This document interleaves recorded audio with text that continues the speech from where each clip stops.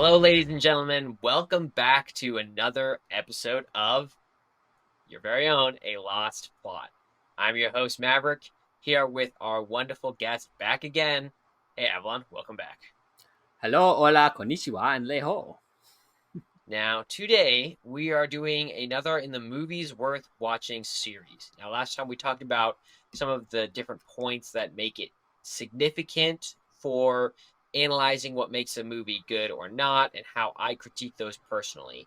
Today, we're going to go into one of the elements, specifically why we see this on the roster, and that is of allies. So, when you're looking at a movie, you want to see, okay, not only is the main character relevant, but there's going to be side characters. So how do those side characters play into the story, especially the ones on the heroes or the main character side, right? How do they interact? How do we see them become effective as part of the troupe? And what does that mean for the story and its plot as a whole? So, in the analysis of this, we have the principles that make this effective, right? And that simply is the characters need to be created with their own motive and reason for existing in that universe, right? They can't be someone who simply walks along and does what the main character wants because the main character wants it. They have to at least have a reason for doing what the main character wants, and it has to be for, in some ways, really their own ends or their own values apart from the main characters. Now, what that looks like to make it effective, there has to be three unique points, right? One, they have to have values. Two, they have to have motive. And three, they have to have unique strengths apart from the main character. All right? So values, Yep. motive, and unique strengths. What does this look like? Well, for example, if we're looking at my very favorite example, Lord of the Rings. I knew you were going to bring this up. I can't help myself. It's the clearest examples. Frodo's the main character, right? We all know this. Frodo's main goal is to destroy the ring. That's why he's there. You have ancillary characters who are helping him, like Samwise Gamgee. And Samwise Gamgee is critical to the destruction of the ring. That being said, Sam's goal is not to destroy the ring, right? His primary goal is to support Master Frodo, as he calls him.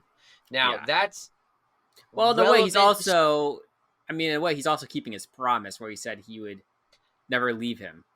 Absolutely. So in a way, it's like that is his motive, where it's like, he is a friend and he's like supporting Frodo. He is loyal, but he's also like, that's his like stated reason, like, don't ever leave him. Yeah, I made a promise. A promise. Yes, he's very driven by his goal of supporting, or the motive of supporting his master. And that goes back to one of his values, which his value is loyalty, right? And so for him, he has a motive that's tied to his value, and upholding that value is one of his highest goals. And so that's where his motive of supporting Master Frodo is driven so strongly throughout the entire series. He never leaves him, no matter what. He's always concerned when he sees that Master Frodo is off by himself, and it's really destructive to him emotionally when he's told to go home in Return of the King, because when he goes home, he is seeing that he has failed at his highest value. What he thinks is most important, which is his loyalty, is being shunned and disregarded because they're saying he's not loyal, that he's a liar, that he's not really for Frodo in all that he has said he has been this entire time. And that really eats away at him and almost destroys him, and he has to deal with that emotionally. And so there's a sense in which those two things help tie him into the story, uniquely and separate from Frodo. The third thing is that they have to have unique strengths, right? And that's where Samwise Gamgee comes in as someone who has a almost loyalty and strength that's unique to Frodo. Excuse me. Sam's unique to Frodo in that he has unique stalwartness that maybe Frodo doesn't have. Frodo will persevere through anything, but at the end of the day, he's rather fragile in some ways. He's not as maybe resourceful or has all the skills and tools that Sam has. And so Sam becomes critical because he accomplishes some of the tasks Frodo simply can't do. And so they Mm-hmm. have to add in that way as well. So once Mm-hmm. again, values, motive, or goals, and a unique strength apart from the hero. Another tangential relation to this is Boromir. Same story, but very different goal, even though he's also on the Fellowship, right? Boromir is an expert warrior and an expert leader, something that they needed on the team. So he adds that unique strength. But he has a very different primary motive, and that's to protect his people.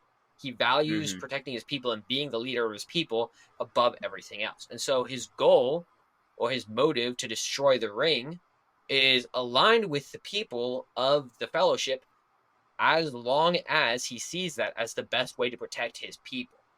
Mm-hmm. But when he sees that he has a better chance of protecting his people if he takes the ring for himself, he turns and he changes and becomes a different person. And Yeah. that changes the avenue of what he does. And so his actions are only aligned as far as it helps his ultimate goal. So that's Mm-hmm. where you have these unique things, right? You can have multiple people on the same path trying to accomplish the same goal, but when those goals no longer align or when things change, that's where you have these splits, these changes, and you have the conflict that comes in there that's organic to the entire troop. So that's what you're really looking for. Mm-hmm. Another great example from The Lord of the Rings, and I thought this one was a little interesting, so I wanted to bring it up, was Smeagol. Now, Hmm. Smeagol's interesting because he's mentally ill, right? He has a double split personality, and he has a sense in which some of these values come in conflict because one, he has an unswerving devotion and fanaticism and addiction, really, to the ring. And so he's going to be enslaved to having it as much as he possibly can. And that's his primary motive and goal are all tied together in this desire and in this motive. But they subvert that, Frodo and Sam do, by talking about how Frodo is really his master at this point because he has the ring, and so Smeagol needs to serve him. And they you get him to believe that he should do this thing, and also he's kind to him, and that plays into that, which is another value of Gollum's or Smeagol's, which is that he wants friends, he wants friendship, and he says, Frodo or not Frodo, Master is our friend, and that's something that comes in conflict when he has these two different values, one of friendship, but then one of his addiction to the ring, and he has to really try to align these two values together. And when you have those clash of values and those clashes of what someone wants internally, it creates great internal conflict. Mm-hmm. And I will say also that he wasn't just serving him for friendship. He also had, at the end of the day, he served him because it did see that it served his ultimate end, which does win out, which is to, if he brings them to Mordor, he can feed them to Shelob and he will get the ring back. So there is always a hierarchy of values, right? And those are being played Mm-hmm. with in every character. But when you have a well-developed character, they have their own distinct values. That's what I'm trying to Mm-hmm. emphasize. Yeah. Mm-hmm. No, I just was saying, yeah. No, it's like if for a character, even a side character, they need to be fully fledged. There needs to be a motive, a driving force behind them, as you said. Like as you said, values, motive, strengths. Like that's all that makes it ally stand out. Like this is a unique character. Like and I in my note, like in my like thinking about this beforehand, and like I actually did list Sam and Boromir as examples. Like both of those Uh-huh. came up. Like okay, like and I could see why you put them down because they are clear examples of that. And there's great examples of how that doesn't work as well, right? Mm-hmm. And Marvel, unfortunately, has gone away from developing this well. They start off oftentimes very well with origin stories. Mm, they did, but the if you look at the character Ant-Man, right? Ant-Man has very strong values, motives, goals for what he's trying to do as the primary character in his own story, right? He's Mm-hmm. there for his daughter. He's there to protect her and to reunite with her, make sure everyone's okay, right? And put his life back together. There's all these great things around him as a character. But then you take that same character and drop him in same universe but different situation in the Avengers and he really doesn't have a lot of reason to be there, except for that he's a superhero and Yeah. he's part of this team, and so the team called and he's answered. But there's not a he doesn't have a unique reason for why he's involved. And even though he's just a side character, that's still relevant. Why does he Mm, care at the end of the day that Ultron or someone else is going to take over the universe if we don't really know why he's there personally, right? hmm And because these are stories about people, we want to know why they care, even if they are side characters. You don't have to Yeah. develop them as much in certain situations, like C3PO and R2D2 don't need to be as developed as Han Solo, right? But they still need to have some sort of reason for being there, even if it's just their loyalty to their old master, Obi-Wan Kenobi, right? You need to have that motive and you need to have that story being told in some way. And hmm just not having it at all means that they're extra muscle, extra meat on the bones of the story that doesn't really add anything. And frankly, if they die, it's a lot harder to care because they didn't really have anything unique they were seeking in that. Yeah. Another Marvel character. I didn't actually think of Ant-Man, but that's a fair point. But actually, for some reason, I mean, obviously, you can think of hundreds of movies, like there's thousands of examples of Yeah, of allies. course. So, I mean, Yeah. obviously, like I don't think we're going to come up with the same examples. But I did think of a character from Black Panther, Everett Ross, where it's like Hmm. I don't know. I got the impression from that movie like he like had no motive for being there in the movie after a certain Right. point. It was just like you could have taken him out of the movie and it would have made no difference. Almost no difference. Like he was one of Right. those ally characters, like there really was no motive for him to be there. Like his values were a little unclear.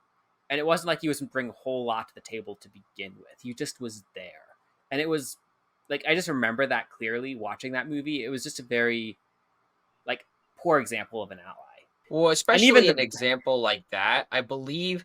Now, I'd have to rewatch Black Panther because it's been a minute, but I believe Everett Ross's character was actually not super friendly to the Wakandan people, and then he switches sides, but it's not super clear why he switched sides or what his yeah. motive was, other than oh, he's a good guy now, and he believes in these people as being on the right side, hmm and that's just not if you don't have, and it's hard to critique this well and say, well, that's not right because he's doing the right thing and he's a good guy. Yeah, well, what did he stand for before?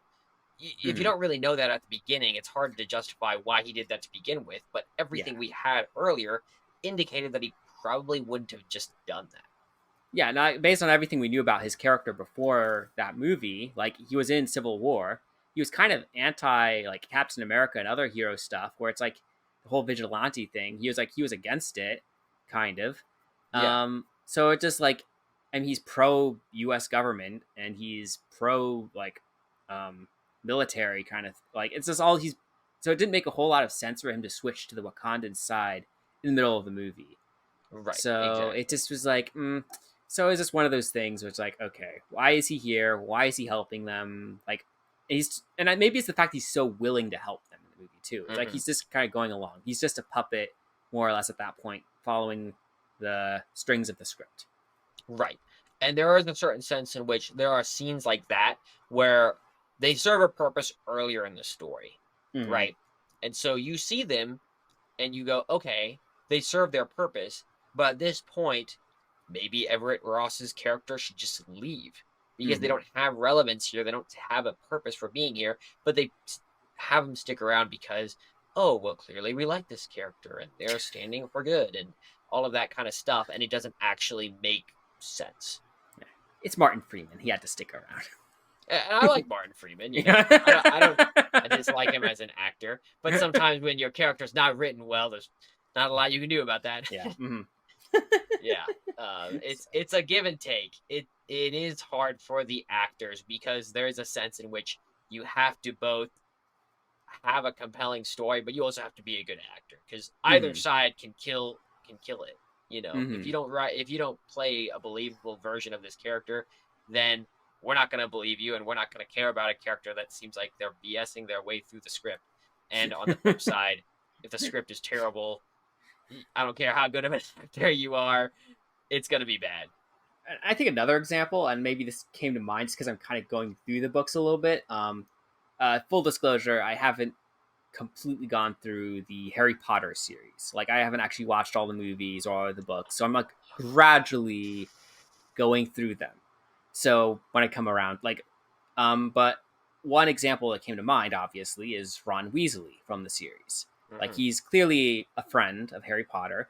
And I mean, Yeah. if you look at the goals of the Harry Potter books, like the story goal, is it kind of really every book? It's kind of just to get through the school year to survive.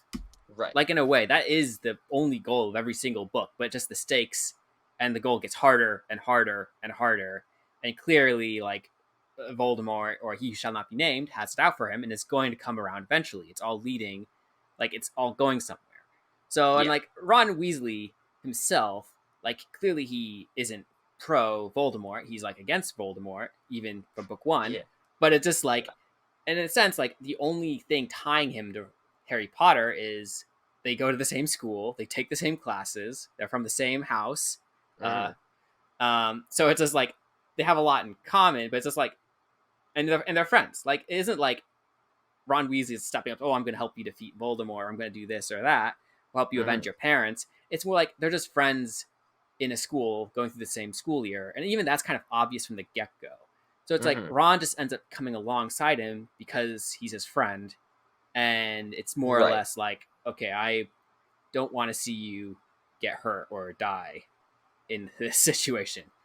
Right. So, And that's not necessarily a bad motive for sure, because mm, there's a lot of characters, even Sam is a type of person who exists for the sake of Frodo, and they fully know that, and it's their loyalty to their mm, friendship that helps keep that alive, and that's mm. definitely it's common for allies to do that, especially if they have that situation like you just talked about, Well, where loyalty is a general ally trait where it's like, if you look at almost any ally, its loyalty is almost going to always be there in some shape or form, even a small degree. That doesn't mean the character can't be selfish. The character can be no, selfish or like self-centered. Like, heck, look at yeah, Han Solo from yeah, Star Wars. Look at Jane Cobb from Firefly. I mean, you could look at a bunch of characters and just say like, oh, these characters are like, they're selfish, but they're kind of loyal to the main character in some regards. So like, they're not yeah. just gonna like abandon them. They're gonna do what they can. So it's like, it's interesting. Like, so loyalty is always there, but it doesn't mean the character can't be despicable in other ways. No, no, not at all. And if anything, you have to, just like the main character needs to have some flaws Mm, that the allies are really coming in to help fix, the allies also should have their own flaws that make it, mm, that's where you have that the little bits of tension that really rub up against each other and add mm. that unique conflict to this story. Yeah, like, make them just like weird enough or different enough from the character. Like, clearly they don't agree on these things. I mean, I think of like Red Rising, Darrow and Severo. Like, those are two characters who, like, Uh-huh. look at their motives. They are completely different in some regards. It's how they do things, but they also Yeah. have like similar goals where it's like they clearly work together, but they don't agree with each other's methods. I Yeah, mean, and that's that's another thing, is having different methods of going about something can be another great way of adding that unique value or unique area of conflict as well between characters.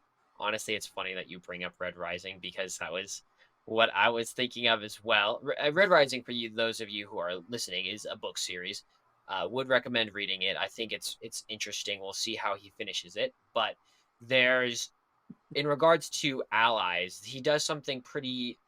I wouldn't say this is unique to mhm, allies, but he has a great example of how an ally can then become a enemy later on. mhm, And the example that came to my mind first was from the Red Rising series of a character named Roke. Now, mhm, Roke was a strong ally to the character Darrow, who is the main protagonist in the story. And the character is incredibly loyal, incredibly trusting of people, and he's willing to go to the ends of the earth to support his friends, right? And all that he asks really is that trust is reciprocated. So when he's coming out and putting his life on the line, he wants to see that you trust him enough to confide in him and be honest with him about what's going on.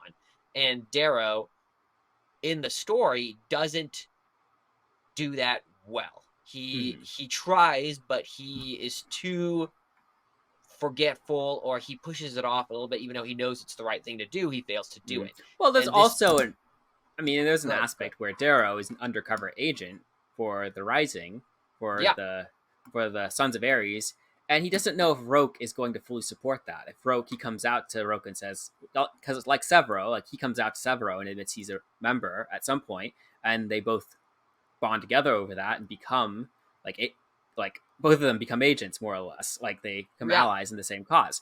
Darrow doesn't know if Roke is going to do that. Like he Right. doesn't become fully trust him because Roke has a different upbringing, and there's almost like this fear, like is he going to fully come on board? And so he doesn't fully trust him because of that. But Roke can see that, and it Right. drives them apart at some point. Right. And that's an excellent point. And this was great writing by the creator of the series, because it's written from first person perspective. So you're only seeing Darrow's perspective. You don't see that from Roke's perspective, that he is giving it his all. And that, I mean, you kind of see that because you hear the conversations they're having, but you don't understand how important that is to Roke until the end, where he breaks. And when he sees that his loyalty has been shunned too much and there is not that trust there, he turns against him and actually becomes an enemy of Darrow. And that really becomes one of Darrow's greatest downfalls in the series, because he Mm-hmm. violated the primary value of Roke as a character, and it destroyed him.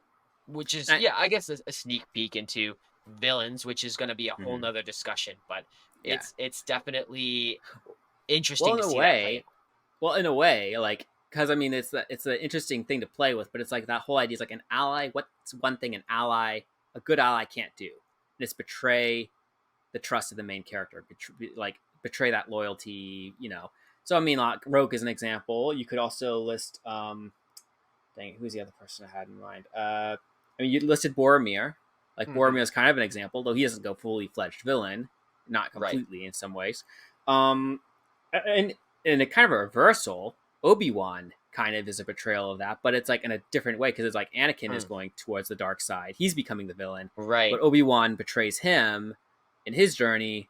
So it's almost like it's a reversal of that whole because the Yeah. whole It's beginning of Star Wars is interesting. kind of a reversal away, but it's like Obi-Wan is kind of the reversal of that. Right. Well, you're watching the downfall of a good man and how they become evil, right? Mm, And so you're not really rooting for Anakin to become the bad guy, but you know that's what must happen for the rest mm-hmm. of the series to exist. Um, but yeah, Yeah. no, there is, it's true, because you do see in some ways that loyalty, or that relationship being violated Mm-hmm. by how Obi-Wan acts in the last desperate attempts to get to him. That's all we got for today. We hope you all enjoyed. If you guys like seeing these types of content, be sure to look at the 9 points we talked about earlier. That was referenced a little bit in here, but we're hoping to bring more content like that in the Movies Worth Watching series. And we will be back with another episode discussing movies going forward. We look forward to seeing you then.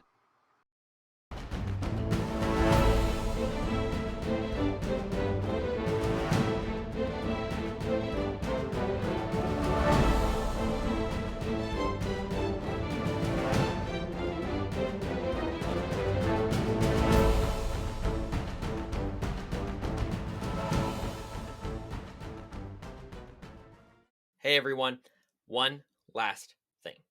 This podcast takes a lot of time and effort to put together. If you find any value from this, I would love if you could give back with 5 seconds. Leave us a review. Just hit those stars on the app you're listening to and let others know what they should think of our podcast. And if you're a super fan, just write a little note there. Let them know why they should listen to the podcast. Other people find us because of just one small fingerprint on your keyboard. So I would really appreciate just that one small gesture. Thanks again. We will see you all next time.